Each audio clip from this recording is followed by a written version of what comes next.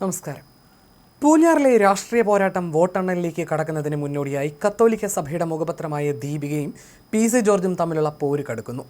ജോർജിനെ കവലച്ചട്ടമ്പി എന്ന് വിശേഷിപ്പിച്ച ദീപികയുടെ നിലപാടിനെതിരെ പത്രം സഭയ്ക്ക് നഷ്ടപ്പെടാമായിരുന്ന ഘട്ടത്തിൽ പി.സി. ജോർജ് നടത്തിയ പോരാട്ടങ്ങൾ ഓർമ്മിപ്പിച്ചുകൊണ്ട് മാധ്യമപ്രവർത്തകൻ ബാലു മഹേന്ദ്ര പങ്കുവച്ച കുറിപ്പാണ് ഇപ്പോൾ ചർച്ചയാകുന്നത്. 2005 ദീപിക കടുത്ത സാമ്പത്തിക പ്രതിസന്ധിയിലായപ്പോൾ പത്രം ഫാരിസ് അബൂബക്കറിൻ്റെയും പോൾ ജോണിൻ്റെയും കൈകളിലായ ചരിത്രം ബാലു മഹേന്ദ്ര ചൂണ്ടിക്കാട്ടുന്നു. ബാലു മഹേന്ദ്രയുടെ കുറിപ്പിൻ്റെ പൂർണ്ണരൂപം ഇങ്ങനെയാണ്: ഇന്ദിരാഗാന്ധിയെ ഭയപ്പെടാത്ത പത്രമോ പിന്നെയാണോ പൂഞ്ഞാറ്റിലെ ജോർജ്? ദീപികയിലെ ജീവനക്കാർ ഇന്നലെ മുതൽ പ്രചരിപ്പിക്കുന്ന ഒരു കാർഡാണിത്. ഇത് പ്രചരിപ്പിക്കുന്നവർ വിസ്മരിക്കുന്ന ഒരു കാര്യമുണ്ട്. നിങ്ങൾ എങ്ങനെ ഇപ്പോഴും ദീപികയിലെ ജീവനക്കാർ ആയിരിക്കുന്നു എന്നത്. അതിനു പിന്നിൽ നിങ്ങൾ ഇന്ന് തള്ളിപ്പറയുന്ന പൂഞ്ഞാറ്റിലെ ഈ ജോർജിൻ്റെ കൂടെ വിയർപ്പുണ്ട്. 2005 കാലഘട്ടത്തിൽ ദീപിക ദിനപത്രം സാമ്പത്തിക ബാധ്യതകളെ തുടർന്ന് അടച്ചുപൂട്ടലിൻ്റെ വക്കിൽ നിൽക്കുന്ന കാലം. പല ജില്ലാ ബ്യൂറോകളും എഡിഷനും പൂട്ടാൻ വേണ്ടി തീരുമാനിച്ചപ്പോഴാണ് ഫാരിസ് അബൂബക്കർ ദീപികയുടെ രക്ഷകനായി അവതരിക്കുന്നത്. കാഞ്ഞിരപ്പള്ളി രൂപതാ ബിഷപ്പ് മാർ മാത്യു അറക്കലാണ് ഇയാളെ സഭയുമായി മുട്ടിക്കുന്നത്. ഫാരിസ് അബൂബക്കറും കർണാടക മന്ത്രിയായ ടി ജോണിൻ്റെ മകൻ പോൾ ജോണും കൂടി 6 കോടി രൂപ മുടക്കി ദീപികയുടെ 51% ഓഹരികൾ ഏറ്റെടുക്കുകയായിരുന്നു. ബോർഡ് മീറ്റിംഗിൽ ഫാരിസ് അബൂബക്കറിനെ വൈസ് ചെയർമാനും ജോസ് പെട്ടാരെ മാനേജ്മെൻറ്റ് ബോർഡിലും എത്തിച്ചു. അതിനുശേഷം ദീപിക ദേശാഭിമാനിയേക്കാളും വലിയ ദേശാഭിമാനിയായിട്ടാണ് പ്രവർത്തിച്ചിരുന്നത്. കൊട്ടിയൂരിൽ പ്രായപൂർത്തിയാകാത്ത പെൺകുട്ടിയെ പീഡിപ്പിച്ച് ഗർഭിണിയാക്കിയ കേസിൽ ശിക്ഷിക്കപ്പെട്ട മുൻ വൈദികൻ ഫാദർ റോബിൻ വടക്കാഞ്ചേരിയായിരുന്നു അന്ന് ദീപികയുടെ മാനേജിംഗ് ഡയറക്ടർ. കൊച്ചിയുടെ ഒത്ത നടുക്കുണ്ടായിരുന്ന ദീപികയുടെ ഓഫീസും പ്രസ്സും കൂടി ഇവർ വിറ്റു. സഭയുമായി അടുപ്പം പുലർത്തുന്ന 100-ലധികം ജീവനക്കാരെ പിരിച്ചുവിടാനുള്ള ശ്രമം നടത്തി. ഇതോടെയാണ് അമേരിക്കൻ വ്യവസായിയായ സുനിൽ ജോസഫ് കുഴമ്പാല അടക്കമുള്ളവർ ദീപികയെ രക്ഷിക്കാനായി എത്തുന്നത്. ദീപിക തിരിച്ചുപിടിക്കാൻ പാലാ രൂപതയും ചങ്ങനാശ്ശേരി, എറണാകുളം, അങ്കമാലി അതിരൂപതയും വിശ്വാസികളുടെ ഇടയിൽ പിരിവിനിറങ്ങി. ചങ്ങനാശ്ശേരി രൂപത തന്നെ പിരിച്ച് അന്ന് ദീപികയ്ക്ക് കൊടുത്തത് 2 കോടി രൂപയായിരുന്നു. സൗത്ത് ഇന്ത്യൻ ബാങ്കിൽ നിന്നും 3 കോടി രൂപ കടമെടുത്തു. വിശ്വാസികൾ റബ്ബറും കുരുമുളകും ഏലവും വിറ്റതുമെല്ലാമായി സഭ 6.5 കോടി രൂപയുമായി ഫാരിസ് അബൂബക്കറിൻ്റെ അടുത്ത് ചെന്നപ്പോൾ അദ്ദേഹം പത്രം വിട്ടുതരാൻ തയ്യാറായില്ല.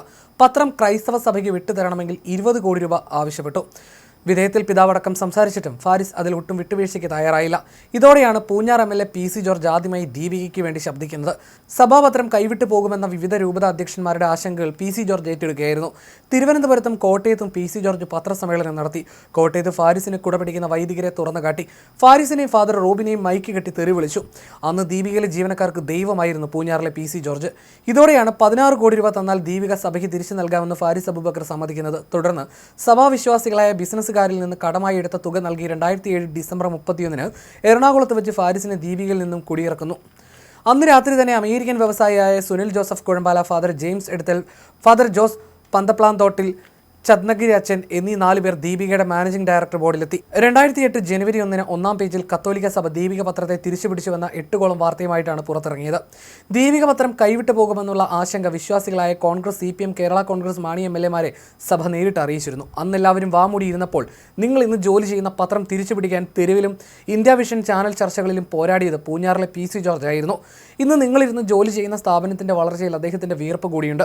പി.സി. ജോർജ് നിർണായകമായ ഒരു തെരഞ്ഞെടുപ്പിനെ നേരിടുമ്പോൾ അദ്ദേഹത്തെ ദീപിക ദിനപത്രം സഹായിച്ചില്ലെങ്കിലും ഉപദ്രവിക്കാതിരിക്കാമായിരുന്നു എന്നുമാണ് അദ്ദേഹത്തിൻ്റെ കുറിപ്പിലുള്ളത്.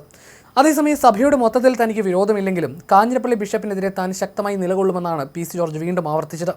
വോട്ടെടുപ്പിന് 2 ദിവസം മുൻപ് വിശ്വാസികളെ വിളിച്ച് UDF-ന് വോട്ട് ചെയ്യാൻ ബിഷപ്പ് നിർദ്ദേശം നൽകിയെന്നായിരുന്നു പി.സിയുടെ പ്രധാന ആരോപണം. നിഷ്പക്ഷമായി നിൽക്കേണ്ട സഭാ നേതൃത്വം രാഷ്ട്രീയത്തിൽ ഇടപെട്ടതാണ് തൻ്റെ വേദനയ്ക്ക് കാരണമെന്നും അദ്ദേഹം കൂട്ടിച്ചേർത്തിരുന്നു.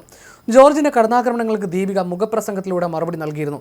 ഏത് രാഷ്ട്രീയ അവസരവാദി മുണ്ടുമടക്കി കുത്തി വന്നാലും നിലപാടിൽ മാറ്റമില്ലെന്നാണ് ദീപിക മുഖപ്രസംഗത്തിൽ വ്യക്തമാക്കിയത്. മിണ്ടിപ്പോകരുതെന്ന ഭീഷണിക്ക് വഴങ്ങില്ലെന്നും ഇനിയും പറയേണ്ടി വരുമെന്നും ദീപിക വ്യക്തമാക്കി. കേരളത്തിലെ കവലച്ചാട്ടമ്മിമാർ അധികാരമുണ്ട്, കാണിച്ചു തരാമെന്നാണ് പറയുന്നതെന്നും രാഷ്ട്രീയം ദുഷിപ്പുകാർ തട്ടിപ്പറിക്കരുതെന്നും ദീപിക വ്യക്തമാക്കിയിരുന്നു.